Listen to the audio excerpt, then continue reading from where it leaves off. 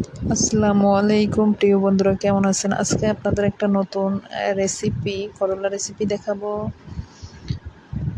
প্রথমে করলাটা আমরা কেটে নিলাম, কেটে নিয়ে বিচিগুলো ফেলে দিলাম।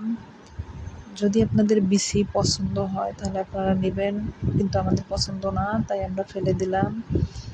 এরপরে করলাগুলো সুন্দর করে কাটবেন, কেটে তারপরে ধুয়ে নেবেন, সুন্দর করে ধুয়ে নেবেন।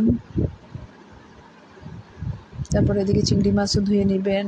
এরপরে করলাগুলোতে হলুদের গুঁড়ো, মরিচের গুঁড়ো, লবণ দিয়ে মাখাবো সুন্দর করে।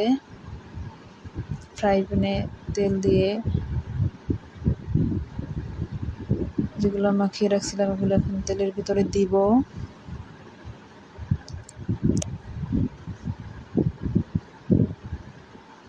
এদিকে চিংড়ি মাছ সেদ্ধ দেওয়া হয়ে গেছে।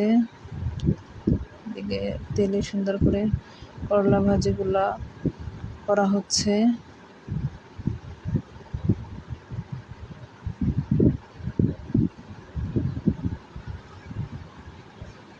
এদিকে চিংড়ি মাছগুলোর পানি ছেঁকে নিলাম।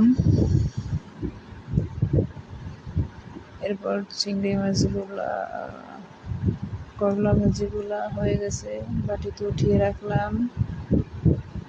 চিংড়ি মাছ বেটে নিলাম, সাথে পেঁয়াজ কুচিও বেটে নিলাম।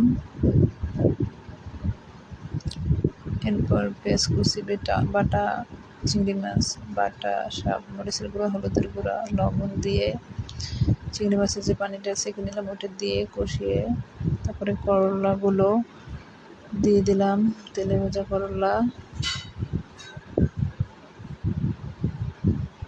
শেষ। এরপরে বাটি উঠে আমাদের রেসিপি শেষ। খেতে এত মজা, সুস্বাদু।